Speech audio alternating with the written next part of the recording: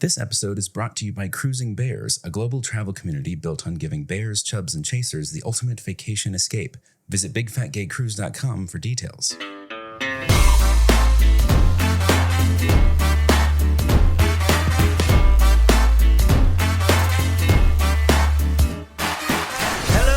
Welcome to the Big Fat Gay Podcast, where we talk about the things that are weighing on our minds. My name is Michael Willer. I'm a chubby chaser, and I've been here the whole time. I'm here. We're in person once again, and it feels so good. It's so refreshing. Yes. I only have to bring 25% energy instead of 125%. I think what Michael's talking about is he's actually in the room with us as opposed to remotely recording. It's a happy thing. Instead of online. Yeah. Hey there, my name's Don. I'm a big chubby guy living here in sunny Hollywood, and today I am a proud boy. Wait, let me rephrase that. Today I am a boy that is filled with pride because it is Pride Month here in West Hollywood, and we are surrounded by partying and celebrations and all sorts of craziness right now. You might even hear it bleed through the recording. Yeah, it's actual Pride weekend now. If you hear screaming and cheering in the background, it is probably for us. But yes, it is part of the Pride celebration. We decided to throw ourselves a parade. Hello, I'm Dan Oliverio, author, public speaker, and chubby chaser, coming to you from live downtown West Hollywood, where the Gay Pride Festival is in progress. We'll take you now to Trevor, who will have commentary on the parade tomorrow. I'm Trevor Keeson. I'm a super chub, and I am your local giant balloon floating over the crowd. People are like, look, it's Trevor. It's from the Big Cafe Podcast. Kids, look. And I'm just kind of drifting. And it just like cuts over to like a twink who just like screams really loud and faints into the crowd. And the 65 ropes that are tethering him to the maneuverers. Oh God, he's come loose. Trevor knocked over 3 streetlights today, killing 7. We have a little bit of housekeeping before we get into the episode. You know how this works. We want to thank our sponsor, Cruising Bears. They've been supporting us for a good little while now, and we absolutely appreciate that and love them. They have been fantastic. They are now promoting their High Bear Nation cruise in January of next year. So you've got a good amount of time to get on top of that one. It promises to be a big deck event. You got to bring your big deck energy if you're going to go on that thing. Damn right, John. Damn right. My appreciation for puns goes up exponentially when the timing, like with online lag, the timing is never right. The cruise leaves on January 25th and comes back February 4th. You get 10 days of cruising, leaves from Miami, goes all through the St. Isles and the sun-soaked seas. It's going to be a phenomenal time. Oh, that sounds really nice. They also have this really cool thing where they basically have an entire block of balcony rooms booked that they call their balcony parties, and they basically have them all connected. You can walk between them on the decks outside the rooms and have one giant party. They also make sure to point out that you can always close your sliding glass doors if you are sort of done for the night. And you don't have to book one of those rooms if that is your nightmare. And of course you don't have to book one of those rooms if that's not your thing. They just are creating an experience, which I appreciate on top of the fact that it's a cruise. We also want to thank Big Fig Mattresses for being one of our longest and oldest affiliates. If you want to get a Big Fig mattress, go to our website, bigfatgaypod.com, and click the affiliate link, and you can get yourself a mattress, help support the show. You can also go to, if you need some underwear, hey, it's summertime. Maybe you need a new swimsuit to show off. Maybe you're going on the Alaska cruise and you want to wear something sexy. Just go to Bearskin and buy yourself some new underwear or a swimsuit or something else fun that they have available. Use promo code BigFatGayPod to get discount on your purchase. Help support the show. They'll pay you to buy underwear. I love the idea of taking my bearskin undies on my big fat gay cruise, but I don't like the idea of having to leave behind my big fig. Well, you can buy a big fig and it'll be all rolled up, and then you can just, in your stateroom, cut it open and it'll explode and stand up. Careful, though. It's kind of like opening a raft on a ship. Yeah. Dude, I freaking loved that. It was really fun. It was like a mattress transformer in my living room. And it was a huge mistake doing it in my living room. Yeah. Oh, my God, you did it in your living room. But you had an excuse to buy a new TV after that. And last but not least, we have a Discord available if you want to hang out with other people in the community. It's completely free. Opt in. We also have a newsletter that goes out every once in a while that sort of keeps you updated on the show and other things that are going on in the world of the Big Fat Gay Podcast. And with that said, let's get into the actual show. Being in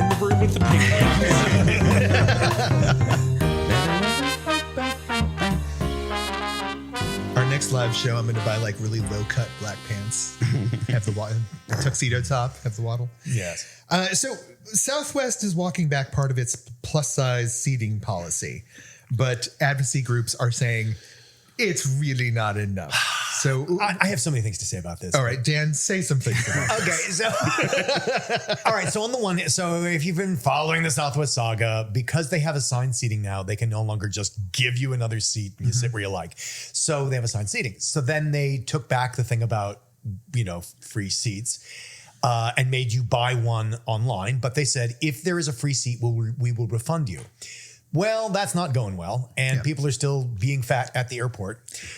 I can't tell you, so I always go up to the front and I ask if there's any way I could get transferred to a seat with a seat open to it. And that's what they're doing. The way all airlines book their seating now, it's so rare to have open seats. Well, it's so rare because they have, quintuple occupancy. Yeah. And so basically what it means is if they have some middle seats available and you're in an aisle or a window, you could get that adjacent middle seat. Here's the thing though. It is better because they basically said, this is Southwest's newest policy is that if we have a seat available, we will try to put you and that other empty seat together. Barring that, we will put you on a later flight if you choose. Mm-hmm. But here's the thing, and it's also in step with Canada's policy of if someone needs an extra seat, you give them an extra seat. Mm-hmm. So it's sort of, and it makes me wonder, is Southwest bucking for a Vancouver run? Oh, maybe. Yeah. But here's the deal. You will not have to pay. What bugs me about it is it takes the policy, makes it slightly better, and really screws the employees at Southwest because this is a mess to deal with. So that's actually my squirrely little theory about this is that what the policy had been for the last 6 months until they decided to change it. They sort of updated the policy in January. We've been trialing it out and it's been terrible. Was that you would show up to the airport, you would need an extra seat. They would tell you cannot get on this plane without getting the extra seat, and they would make you pay for it. And they would make you pay for it as if you bought the seat, which you are, the day of travel, which is the most expensive time to buy a seat. And that, as you can imagine, caused huge amounts of outrage in the airport, and the employees had to deal with that. Yeah. And my theory, so this is actually better. I think technically this is because it's not really it's only solving that really specific case where there does happen to be an extra seat somewhere, which is rare. Yeah. Usually what's going to happen is they're going to bump you to another flight that does have 2 seats available and then make you pay for it. But think about that. It isn't just, is there another seat available? They, I'm sure, 99 times out of 100, have to start wheeling and dealing, negotiating to move someone else. Yeah. Because it's going to be impossible that the seat right next to you happens to be open. There's 2. Yeah. And something that I think is, I don't know, that I didn't like about seeing this change is, so it's if you approach them, but they can also approach you and bump you, like, if they decide you need to be on a different flight, you're too fat to fly. You get bumped to a later flight. Yeah. I also, how this rolled out, a listener sent a video to Michael like 2 weeks ago or something, where it was a Emily, like plus size travel, this TikToker who does plus size travel stuff, heard from a gate agent that they were going to be changing the policy. So then it just kind of became a rumor. Spreading and a rumor. And then when this story finally did come out that they were changing the policy, I was seeing people be like, "Oh, they reversed the policy." No. And it's like just misinformation. Really people, like it's, I think, just going to make more confusion. It's a terrible game of telephone. Hear that they changed the policy, and like they did, but not really in a super great way. I feel like that's also a statement on just the world we're in right now. Yeah. Information is not penetrating well. But I think the thing to keep in mind is the only way that Southwest could ever go back to how it was is to get rid of assigned seating. And that is not happening. And that is never not, gonna happen. and that's not true of any other airline. I'm sorry, folks. No airline is going to abandon assigned seating. So it's Canada's kind of got the right idea, which now Southwest has adopted, which was, we'll try to get you into an adjacent unoccupied seat for your extra seat. And by the way Canada handles it is they consider it a disability, which entitles you to that. So being fat or being. I don't know how they do it for like if like some people will take their cello on board because you can't put a cello in baggage claim. Yeah. So Well, you can. You'll never get it back. So I don't think the cello is considered a disabled passenger. It's very unclear. But yeah, Don? For clarification, when you say Canada, you're saying the nation of Canada or like Canada Airlines? I don't know what I you think mean. they're one and the same. No, there is a Canadian airline. there is a policy at the federal level. Okay, Yeah, it's a anyone- federal policy in Yeah, Canada. it is, I did yeah. not know that. Yeah. I did not And know like that. American carriers flying out of Canada to the United States Have to you observe have this. to do that. Yeah. Which is why I thought, is Southwest bucking for that? Or because they've already international with Mexico and maybe they I mean, if Canada's already showing that it can work, then why aren't we Well, doing they're that? showing that it's this idea that maybe making money isn't the most important thing in the universe, that Right. maybe people could have some point of inflection there. Yeah, if there are any airline executives listening to our lovely little podcast about your industry, then may I suggest you follow the Canadian one, because I will use your service again. Well, congratulations. I'm not flying anymore. Well, Southwest has it. Good. Which is that. I mean, which is they kind will of, try. but They will it's try to so- accommodate you. They'll try, but do we know when the seats are locked in if you didn't pay to pick an assigned seat? Do we know when that like rolls out for the Southwest flights, when the rest of the seats get I'm not assigned? sure. Oh, you mean like at what point you can upgrade to select your seat? I believe it's probably within up to 24 hours would be my guess. In the past, when I've checked in for flights and been forced to select a seat in order to take the flight, I've been told immediately after I've selected the seat, you are locked in now. Yeah. You cannot adjust this. You have to go to the gate agent and ask them for help. Yeah. That's it. You're done. My guess would be 24 hours, but who knows? I am getting a very reliable AI response that it is 24 hours.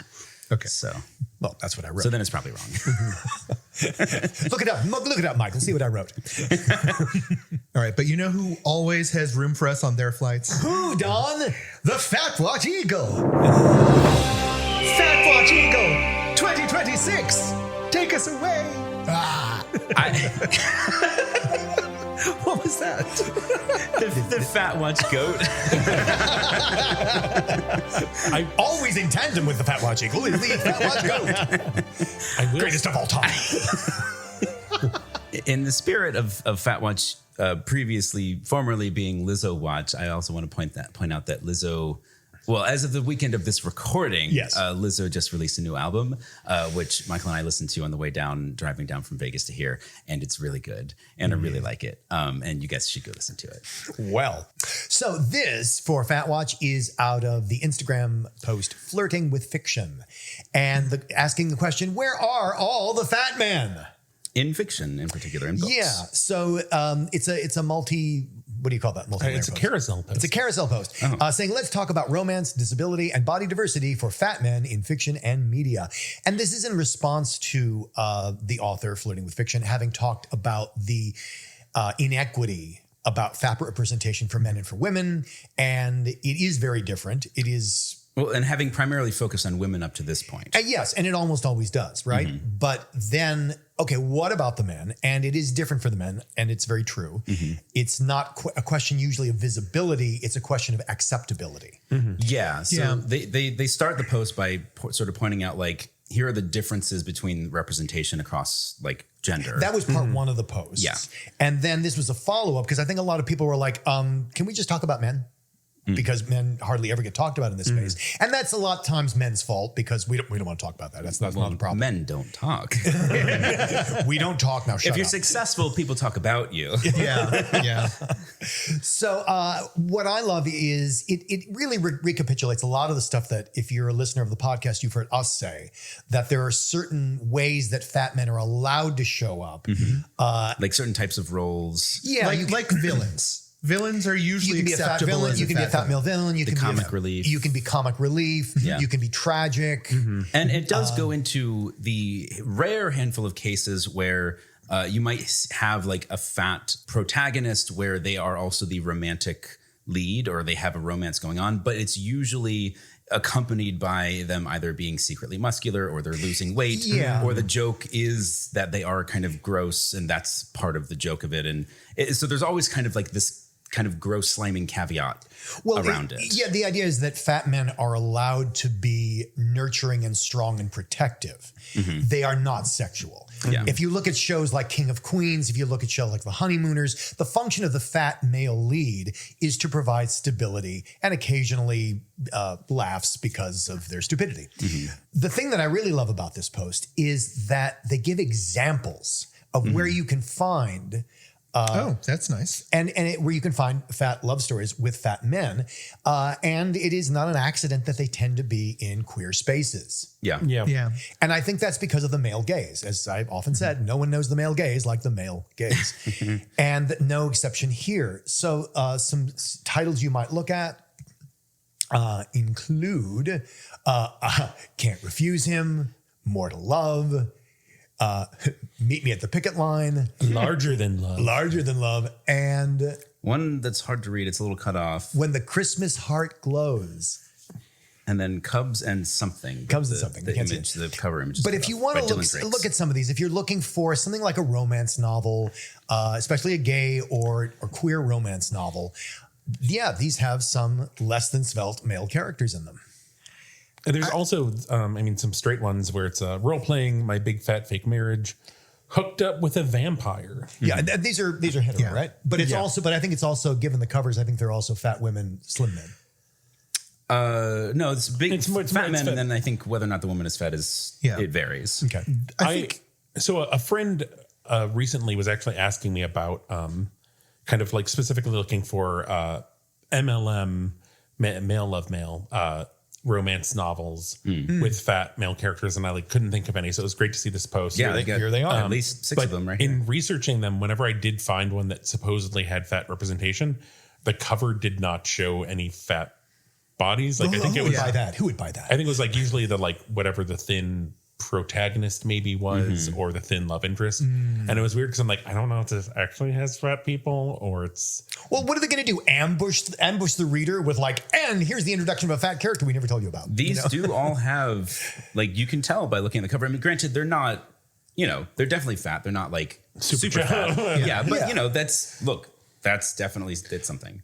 I don't read a lot of romance, so that genre is a little bit outside of my purview. I read a lot of fantasy, science fiction, that sort of stuff, and I have always noticed that my body type is almost never represented. No. The one that surprised me was actually the series Game of Thrones. Game of Thrones had 3 really important fat characters, 2 of which made it to the show, right? Yeah, and I think Game of Thrones it can be celebrated for its body diversity. Yeah, and I agree with that. But it's also fantasy. Well, but I also found very interesting is the 2 characters that made it to the live action version of the show were both the flawed fat characters, where their fatness was a manifestation of what was considered their broad character flaw. So the king from the beginning, Robert Baratheon, right? His fatness comes from the decline of his greatness as he wallows in drink and food. So his fatness becomes a symbol of the corruption of what was once strong. Of decadence and decay. Being Samuel Tarly, who's one of the most beloved characters from the series, his fatness is symbolic of his cowardice, right? And how he can't stand up for himself or to anyone else. Fatness as unmasculine, yeah. As unmasculine. Yeah. The third character, the one they did not bring to life in the show, is this character, Lord Wyman Manderley, right? Great goddamn character. He is the one who stays in the north after the Starks are destroyed. And he is known in the series as Lord Too Fat for a Horse, because everybody thinks he's a joke. He's too fat. No one takes him seriously, and he uses that to the hilt. He is the male equivalent of the Queen of Thorns, Queen Olenna, who everyone remembers being played by the Avengers. Apparently, everyone does not remember. But I the point is, seen so that. this is a character in the book who is fat, competent, and uses his fatness for his advantage, and we never see him in live action. Yeah. That sucks. Just pointing it out. Yeah. It's one of those, maybe it was just, you can't include everything, from a book to a show. And then there's also that element of how easy was it for them to cut a character that was going to have to be Or transform a character. Maybe you could make the fat guy not terrible. I have a feel. Yeah. Like when would that happen? Well, because when adaptations, they smash together characters all the time. Yeah, meaning there's a lot of they put composite. two characters into one character for expediency and storytelling. So it's not like it couldn't happen. Yeah. Anyway.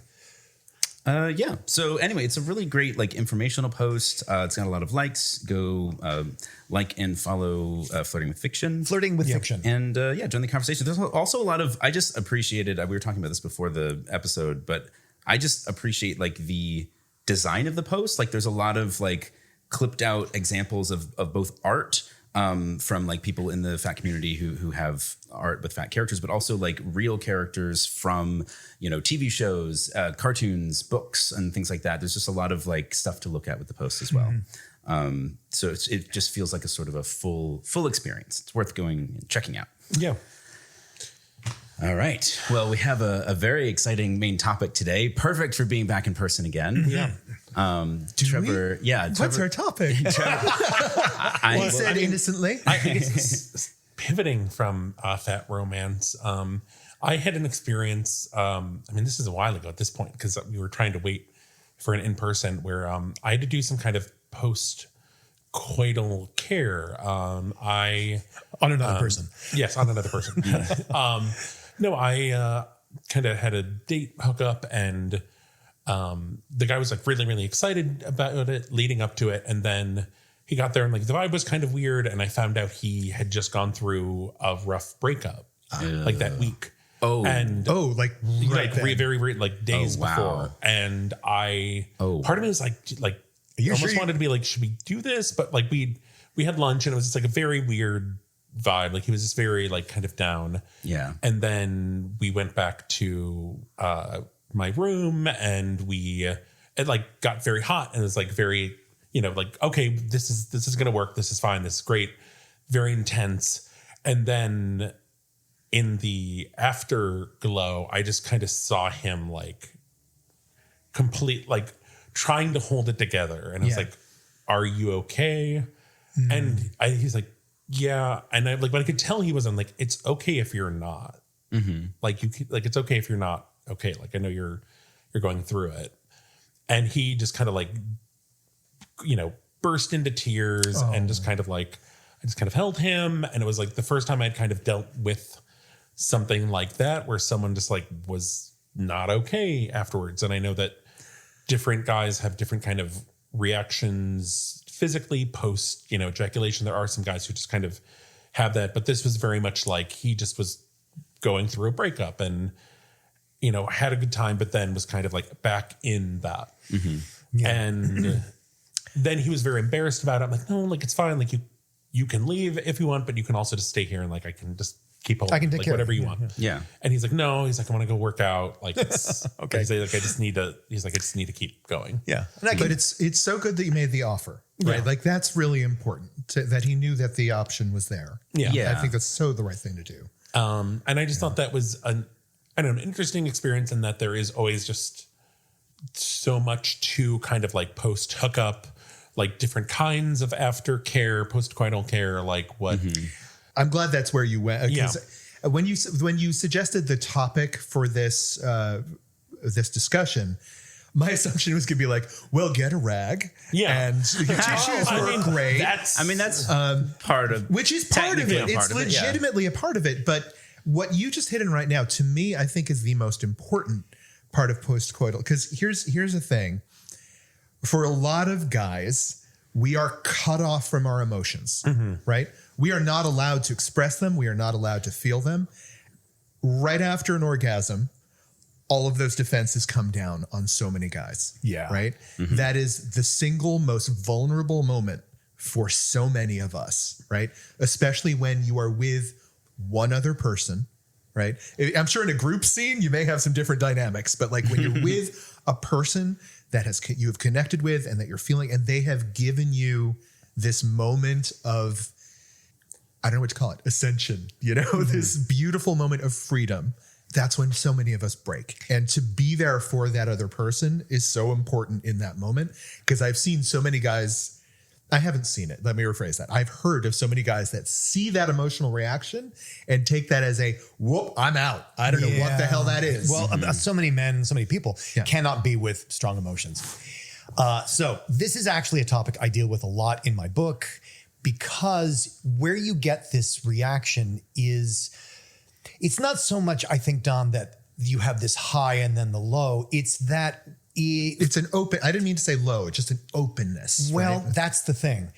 So what's happening is, in the parasympathetic nervous system, you're getting this freedom. And so anything to have to do with guilt or fear or whatever is being pushed out. It's why a lot of people use orgasm to get to sleep at night, because it lets you unwind after, but it also pushes those thoughts out of your head, because those sexual thoughts running through your nervous system will quell those. The thing is, for many, many people, and you see this in just ordinary gay men, a lot of gay men, can recall when they would have an amazing time with a sexual partner of the same sex, and then after they come, the guilt floods in like a rain of bricks. And for a lot of chasers, that will happen. Like, oh my God, what have I done? It will happen for a lot of gainers or encouragers. After they come, the guilt and the shame comes at you hard. In the case of what Trevor was talking about, I just think it was the remorse of having lost something. Yeah. So it's something that does get better. If I'm talking about something that you have experience with and you're in it, I promise you it does get better, because it becomes more normative. It becomes something like, oh, this is just how I'm put together. And it doesn't have to be that fear and that shame and that guilt, but very over the regret, as it were. But it's important that you allow yourself to do that, because otherwise it just gets more shameful. I would like a clarification on as someone who has never had, I've never had that shame spiral post orgasm. Right. I would like a clarification on what that shame is coming from. Are you ashamed of being with me specifically? Sort of. Gay sex? Think of it, what is the shame? Yeah, the shame is always internal, right? It's not that, it is I'm ashamed of you, but it's really I'm ashamed of me for being with you. So it's always self-reflexive, right? It's always coming from I can't be with who I am. Okay. Whether it's I can't be with who I am because I'm gay, I can't be with who I am because I'm a gainer, an encourager, or a chub, or whatever. There is that. And then what happens is that vacation comes crashing down post-coital, because you're in a different hormonal and energetic space, and it floods, and it becomes, I don't know. There's a scene in The Magicians. Pardon my digression. But there's a scene in The Magicians where, to get through some battle magic, because you have to be unemotional to do battle magic, they bottle their emotions. And the downside is, if they bottle them for more than like 3 hours and then snort them back, they are 10 times more powerful than they were when they bottled them, because it's the flood. That's actually a very interesting mechanic. I wanted to maybe highlight the word vacation, because I think that's where you get that like crash afterwards. It's like the experience with the other person, the sexual experience, climaxing, that is all it's such a celebration of who you actually are. Yes. And if that is not acceptable in congruence with your real life, with how you actually live, then there is a rapid shift back to reality, quite literally, that it can be jarring. It can be emotionally devastating. And that is where you get that shame. It's where because it is such a shocking confrontation between what was 30 seconds ago and what is now going forward again. And I think that's what happened in your episode, Trevor, where I don't think he was having a guilt or a shame moment. I think he was having a regret moment of like, oh my God, I used to have this with my boyfriend, with my lover, with my whatever. And now it's not. And now I'm back to that reality. I was doing great with you, and now I'm back to my other reality. It was, we were in this different place, and it was the return to reality. Yeah, and that sort of represents like it's over now. Like at some point he's going to have to get up and leave and go back to his life. So I have had, and I've talked about this before on the podcast, there was one guy I would get with in particular who, like, the minute he came, he would have to be out of bed. Yep. Oh my God. And I've had that. And it was just so, and another time where I was I at feel his like place. I would feel insulted by that. It's not about you. I know, but It's I not think I about would you. still feel insulted by I it. would say, I want to see what happens if I like set a trap and you say like, are you going to turn into a pumpkin? Like it was always just so like wow, like just like take a second. This may help, or maybe so the insulted. So I was with a guy, and he was one of those who, and we got together a few times, and he would have to light out. I mean, he couldn't get out of bed fast enough after he came, and I didn't take it personally. And then I found out, like, why do you always do that? Why do you? And he said, because I need to be in my car and cry for 20 minutes before I can drive home. Oh, Whoa. And he couldn't be with anybody. He didn't want anybody to see him like that. He's just, that's how he's taking care of the himself. poor thing. And so the race out of bed into the car was as long as he could hold back the flood. Whoa. Yeah.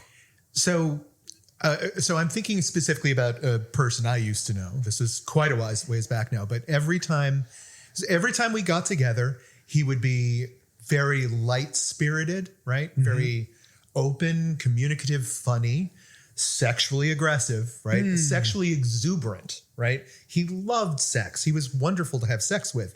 And then when he had an orgasm, sobs for like, and not just like, oh, I'm going to turn against the wall now, like racking body heaving, gasping sobs, right?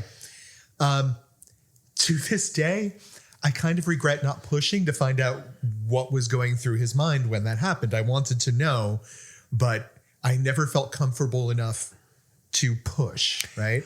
And so the question is like, if I'm with somebody 2 or 3 times, I'm not going to push, right? But if we have a prolonged friendship and connection, like, is it the right thing to push and try and find out what's going on? I think you can invite it. I don't think you push. I think you invite. You just ask the question. You invite. Because What was that? Yeah, well, no. What was that? Sounds like what the fuck? See, what was that? I think is like asking like very directly, like, I would like an explanation, please. I never do that. I think you could say, not like the way I said that, but like, I think there's a way I think you can open the door what's for there, like what. So, if I may, in my experience, because I have had that, I was with a guy. I actually don't remember if this happened before or after his orgasm, which I think is part of the interesting part of the story. But we're in bed, we're getting hot and heavy, and again, I don't remember if he'd come yet, but he starts just shaking and sobbing and holding me, and he starts apologizing because he's like, he doesn't know where this is coming from. Yeah.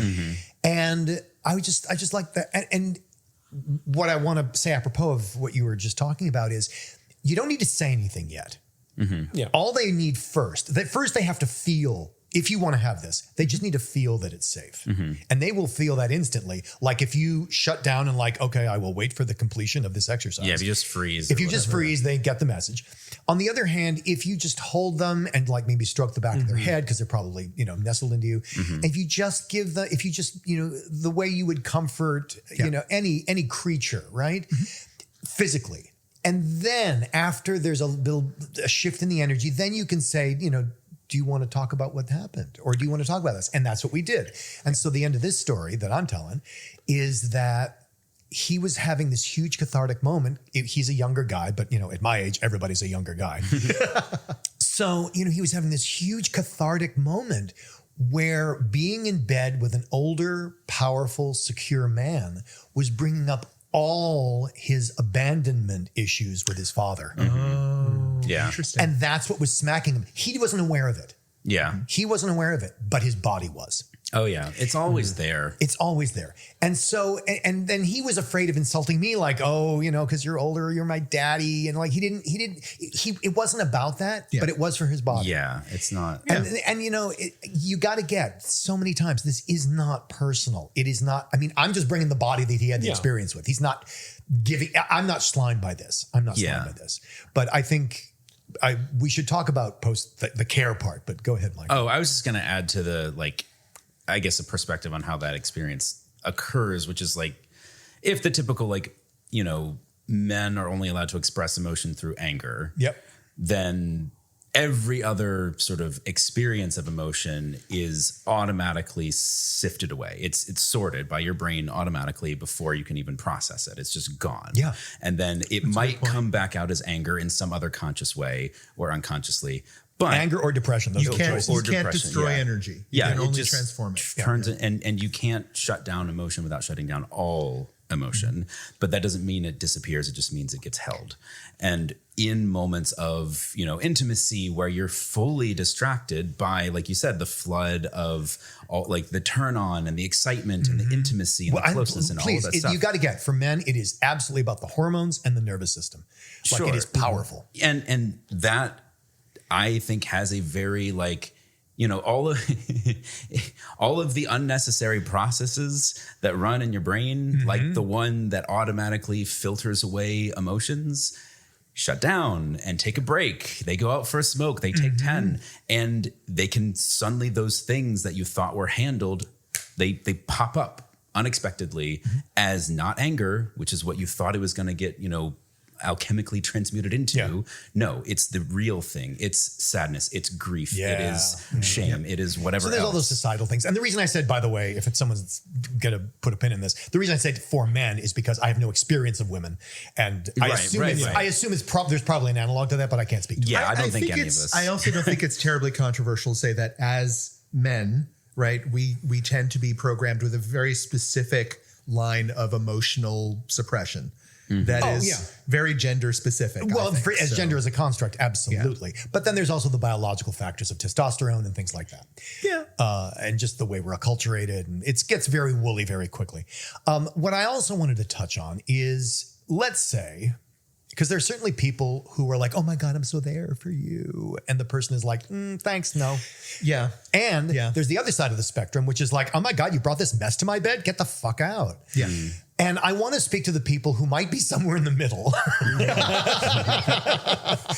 Who are like, I'd like to be okay with this, but I don't know how to be okay with this when someone is sobbing, doing something, recoiling.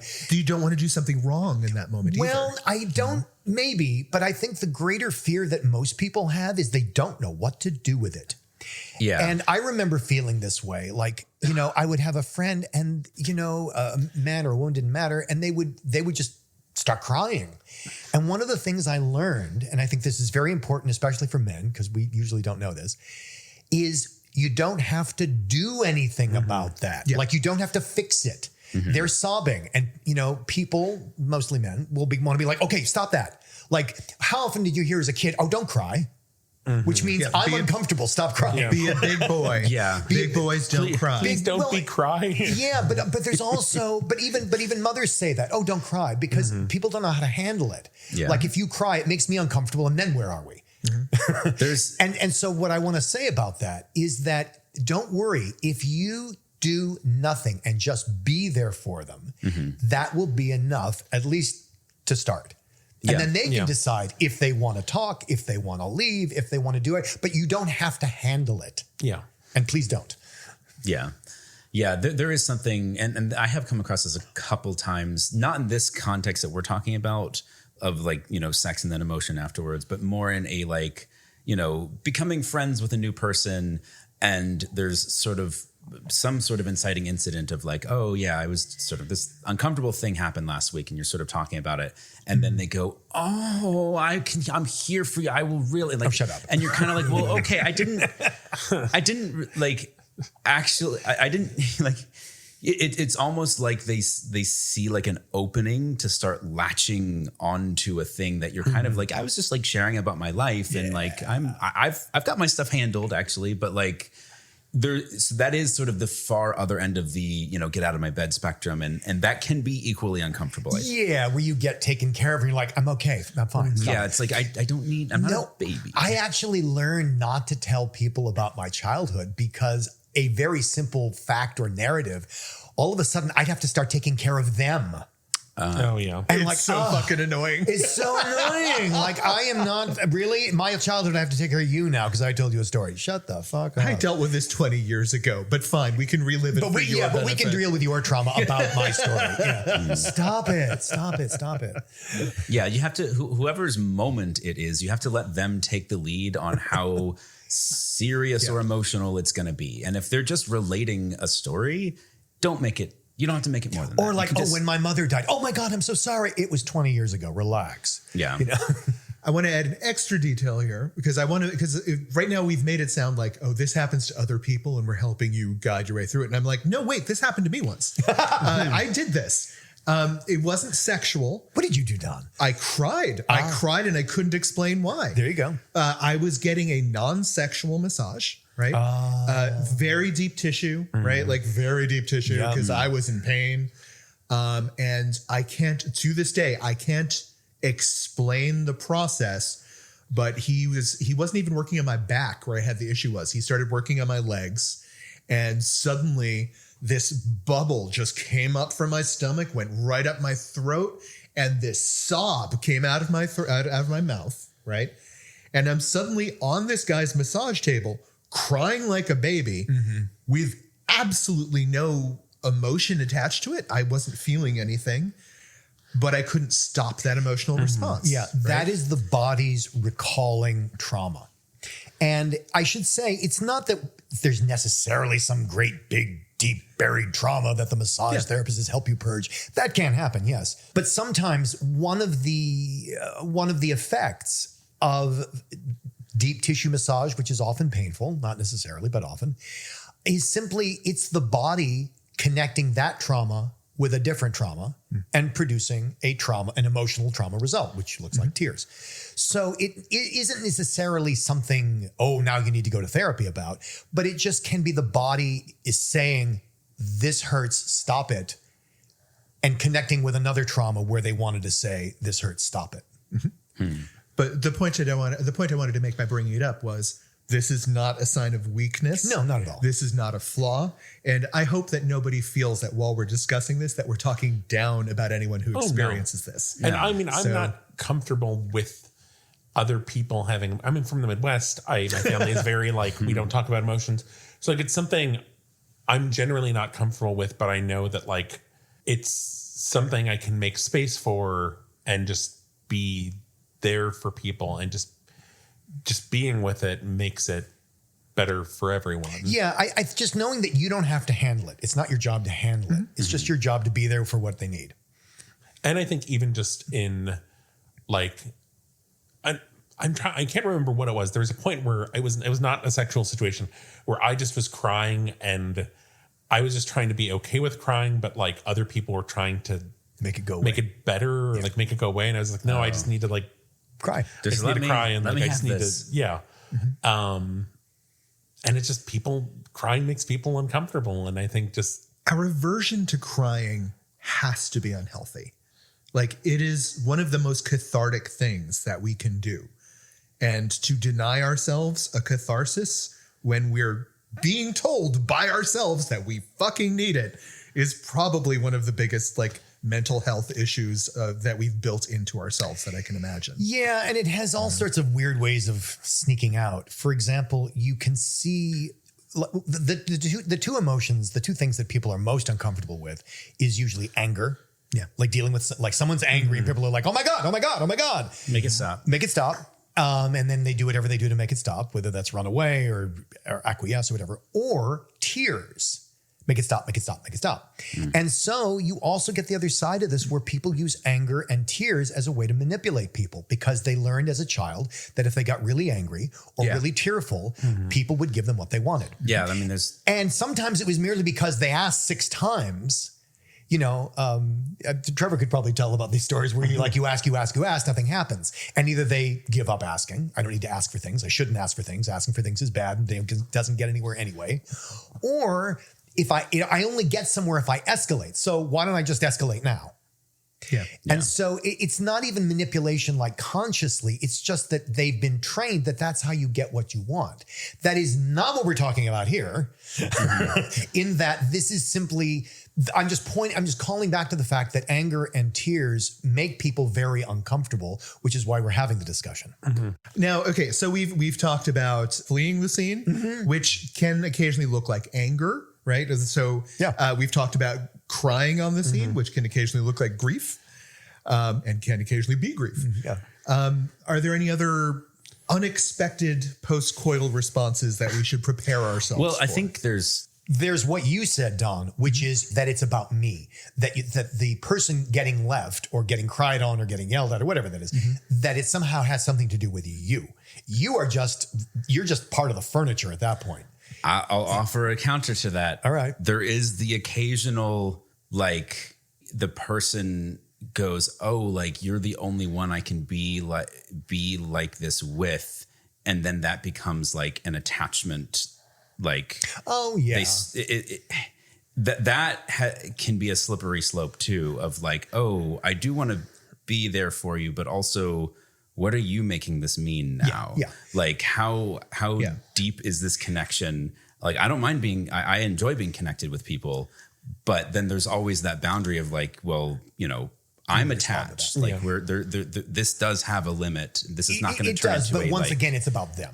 Yeah, exactly. But it's about them specifically pulling you into their thing. And then you just say no. Yeah. I'm also very concerned that this has kind of happened with me and I had to correct it. But where they become so comfortable with that because that crying after sex, right, becomes such a good catharsis for them, then that becomes something you can do for them, you can give them, and then they associate. I don't want to be with you if you cry every time we have sex. Yeah. That is not pleasurable for me. Maybe if I found pleasure in you crying, we could make that a thing. I guess. I mean, I've never had someone do it consistently, but I'm so rooted in it's not about me. But I'm still having.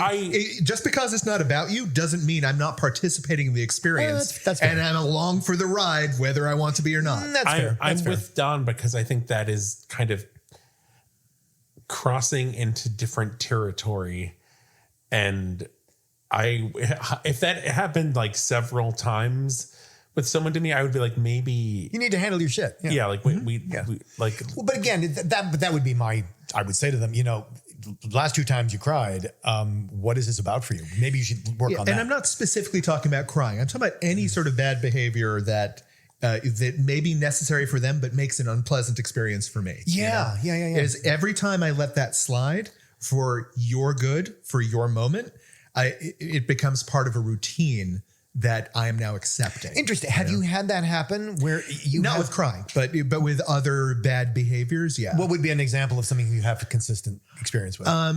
When I have just given him the best orgasm of his life, now he has permission to tell me 10 minutes of unpleasantness that he's gone through that week. It's the therapist thing. Yeah, it's the therapist thing. Like, oh, great. How nice. I gave you an orgasm and now I get to let you dump all over me again. I have one question. Have you already come by that point?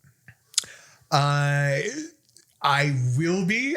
Yes, that the goal is now to come before that happens. But you're that's my point. So they came first. Usually not. Yeah, usually not. Why? Well, and here's, I hate to say this, but here's the stupid simple fix. Always, in that situation, make sure you come first. Because then you're going to be the guy making grocery lists in your head while he comes. Yeah, that's true. No, that's the thing. And I always... It's part of the reason I always make sure I come first, because I know that I will probably check out to some degree because I just know I'm wired that way. So that's the answer. I will come second because that will ensure that when I come, we have reached a conclusion. As opposed to I have reached a conclusion. It's like, oh, I haven't taken care of you yet. Okay, here we go. And then you got to rally. Yeah, you got to rally, and I don't want to do that, so I'll just come second. That's the easy solution. Yeah. As we reach the end of this conversation, I also want to give another piece of advice for something that I have found very helpful when with these type of people. And this is something I've just sort of discovered. Okay, sexually, I am one of those people where I don't regard an orgasm as a period on the end of the sentence, right? Right. Mm-hmm. That is just a part of our sexual experience together, right? I have found that people who are with me and understand that the orgasm is not the end point of our time together, those spikes of emotion actually lessen considerably. Yes. Yes. They're still there. Right. And they're not going to go away entirely, but the anxiety that comes up with, oh my God, this is over. And then everything blows up. Somehow it smooths over a little bit. And so my advice for people, continue the touch, Continue soft touching afterwards. Continue talking, right? Or not. If you're not talkers, that's okay too. Continue looking lovingly into each other's eyes. Continue the connection. That's the thing. Yeah. I think too many gay men, especially of an older generation like mine, were trained to get over their guilt of being gay by treating, and I had a good friend say this, sex is no big deal. It's just like a handshake. Oh, God. Exactly. I've heard described as blowing your nose. Yeah, it's just like a handshake. And so That's so much worse. Yeah. And so what that does is it really does emphasize that this is a mechanical act, the end of which is orgasm, and then we can leave and hopefully not talk again. Mm-hmm. And because, I shook your hand the way I shake hands with 100 people at a mixer. So, and for a lot of gay men, that was their early sexual gay experience, especially in early bathhouses and whatever. It was anonymous and it was absolutely uncommunicative. So I think there is a bit of untraining to do for certain men in that, no, as you say, it is not the period. Is it a huge part of the rhythm and cadence of a sexual experience? Absolutely it is. Gotta hit those high notes when you're singing an aria. Right. But, then music too, there's codas, there's a lot of other things. There's, there's cadenzas. There's a lot of other ways that you can end something besides ba-bum. So less rags and tissues this discussion, and more tissues for sobbing. Still tissues, just for a different reason. Did you bring us hankies, Don? Always do. Different liquids need cleaning. Do we have any tips for the day, though? We do. So as we're going into summer, we're going into pool party season, event season. DJ Kirkland, also known as Oh Hey DJ, we've talked about his artwork before. Some of his Big Boy Social Club shirts and hats have been in our gift guides. He has made Big Boy Social Club cropped mesh jerseys. Oh my! That go from 8XL to small, and they're in black and pink. They're super cute. They're available on his website. If you go to ohheydj.shop, you can get them. You can see them here, and they're crop tops, so it'll show off your belly. It adds a little, like you're covered up. Show off your belly without gaining the weight. Yeah. They're super cute. They're in black and pink. I think you're going to be seeing a lot of them at Club Chub and Oh, good. I look forward Belly to Up that. and all of the different, big boy bar nights and on the cruise maybe. Yeah. Get some short shorts from Bearskin. Get all ready for hibernation. Yeah. All right. How about a bit? All right. Well, since we were talking about post-coital cleanup today, I looked into all Picturing a sorts of Zamboni things. coming through. Well, I need a little personal Zamboni sometimes. I think we all do. So we've just finished the Big Fat Gay Podcast Orgy. Oh, dear. It was a hit, and the apartment looks like it. Everything went well. The caterers were on point, providing top-notch wine selections and tea and coffee for after. The body art corner was a huge hit, and your lube sponsor's new olive oil-based anal spray lube was revealed and sprayed everywhere. Oh, goodness Am I having a gracious. stroke? The place is a mess, but everyone had a good time. Some people had several good times. But oh no, you forgot that you scheduled your grandmother's Bible study class in your apartment, and it starts in just 15 minutes. Watch out. End of show. How do we get all the semen out of the drapes before grandma shows up with the Blue Hair Brigade and the new youth pastor she wants to kill introduce yourself. you to? Time to divide and conquer, people. Let's clean. Okay. All four of our questions today are pertaining unpleasant stain removal and different tricks that people have figured out to get rid of these unpleasant I am stains. so here for that, Don. Okay. So here are the four categories that each of you get to pick from. Oh, my. Whining about wine. I'm ready for my makeup test. A permanent solution, or coffee, tea, or me.